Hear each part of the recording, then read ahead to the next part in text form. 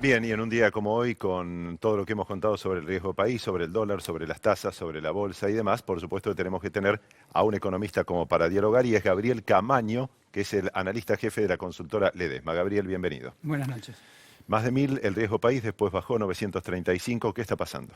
Sí, terminó cerrando más bajo que ayer Exacto, incluso. ayer Subió mucho. Después. 963. Esa fue la lógica del día en varias de las variables, digamos. Fue un día con una volatilidad intradiaria muy alta que probablemente no la reflejen los cierres, digamos, que por ejemplo en el riesgo país, si uno mira el cierre de hoy con el cierre de ayer, parecería que Que bajó. bajó. De hecho bajó, no es Bajó. que parece, Sí. pero es el cierre. En el intradiario hay una volatilidad muy grande. Sí, digamos, esto no empezó hoy ni ayer, venimos ya desde mediados de febrero. El esquema mostró durante los primeros meses la parte de la volatilidad que nos gusta, digamos, y ahora está mostrando la parte de la volatilidad que no nos gusta, que es cuando pegan los shocks negativos, que pueden ser externos o internos, ya sea políticos, económicos, climáticos. Cuando pegan los shocks, la tasa y el tipo de cambio reaccionan al alza. Venimos con 2 meses con mucha volatilidad, con una administración que después de la crisis del año pasado, no quiero usar la palabra lógica porque se puede malinterpretar, pero es esperable que haya sufrido un desgaste y empieza la contienda electoral, y cuando empiezan a aparecer las primeras encuestas, o sea, tiene problemas de competitividad electoral o no está definida la elección. Y las alternativas, o por indefinición, porque no se sabe quién es, en algunos espacios el candidato, no aportan demasiadas certezas, y en otros candidatos las certezas para el mercado son negativas.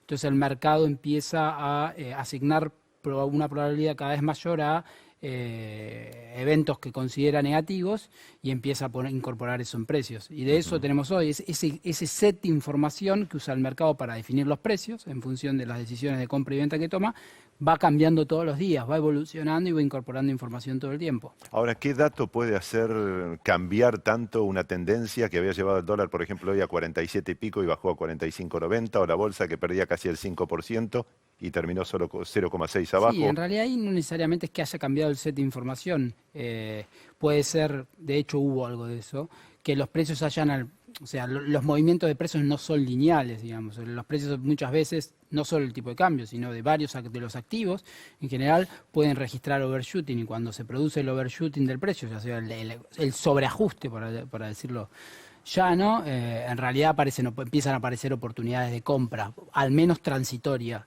y eso puede ser parte de lo que explicó la reversión. Más allá de algún rumor de si la ANSES estuvo comprando bonos o no estuvo comprando bonos, y si el Central estuvo operando en futuros. Correcto, más allá de los 60 millones que vendió como todos los días el El Central. Tesoro.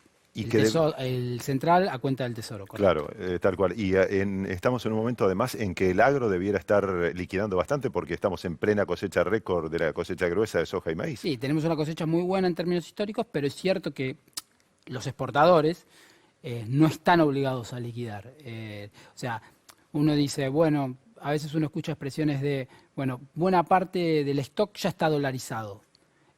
Pero en realidad la oferta y la demanda tienen un componente especulativo. Y entonces lo que vemos después, en los días que la demanda se retira, es que el tipo de cambio puede subir mucho con relativamente pocas transacciones, o sea, poca demanda. Y eso es lo que pasa. Es decir, lo que pasa es que como la oferta también es especulativa, la oferta se retira, y entonces con relativamente poca demanda, comparado con otro día, el tipo de cambio puede generar subas significativas, y eso se retroalimenta, digamos. Correcto. ¿Pensás Lo que que es lo que ayuda a explicar también por qué esas subas posteriormente pueden revertirse en parte. O sea, hoy el tipo de cambio llegó a estar casi 5,5 arriba y sí, terminó poco más de 2,5 arriba. O sea que revirtió casi la mitad de la suba que había registrado dentro del día. tal cual, una enormidad para los que conocemos menos, ¿no? Sí, sí, es un nivel de volatilidad. No hemos tenido días más volátiles, no es necesariamente el día más volátil, pero es la lógica también de este esquema, digamos.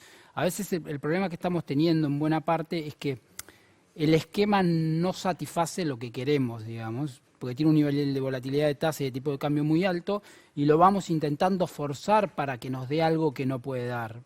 Vamos a terminar o forzando lo demás o cambiando el esquema, digamos, porque le estamos pidiendo cosas que no... Lo que no quiere decir, no estoy haciendo juicio de valor si es bueno o malo. Lo que digo es, Si lo que queremos es no tener volatilidad por el lado de la tasa y el tipo de cambio, este no es el esquema. Claro. En cuanto al riesgo país en sí, ¿coincidís con lo que se está diciendo desde el gobierno, el propio presidente ayer y distintos funcionarios hoy, de que el riesgo es más político, económico y tiene que ver con que los mercados ven como una vuelta atrás, un posible triunfo, como indican las encuestas de Cristina Hay Kirchner? mucho de eso, digamos. Eso se puede interpretar de distintas maneras, digamos. Es el mismo hecho, digamos. Pero hay mucho de eso, sí. De hecho, si uno mira, por ejemplo, en 2014-2015, el riesgo país bajó mucho durante el kirchnerismo y estando en default, y no se explicaba por las medidas que se tomaban, sino que era el mercado cada vez asignando en una mayor probabilidad a los que explicaba antes, se da un cambio de gobierno positivo desde de lo que veía él a partir de 2015. Algo de eso hay ahora. Lo que a veces pasa es que a veces eso se exagera, ese argumento, y parecería que el mercado se convence de cosas sin ningún elemento real. Hay un elemento real que es lo que explicaba antes.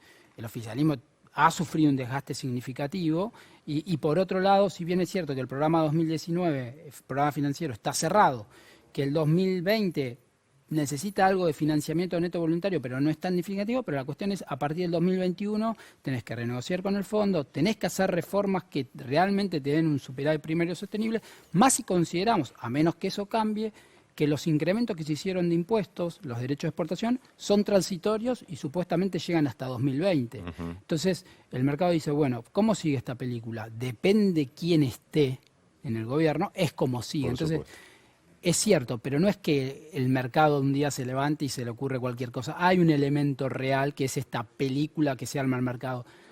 Es así, digamos. Gabriel, muchas gracias. No, gracias a ustedes. Gabriel Camaño es el analista jefe de la consultora Ledesma. Con él vamos a la pausa. Enseguida seguimos en el Noticiero Central con estos temas.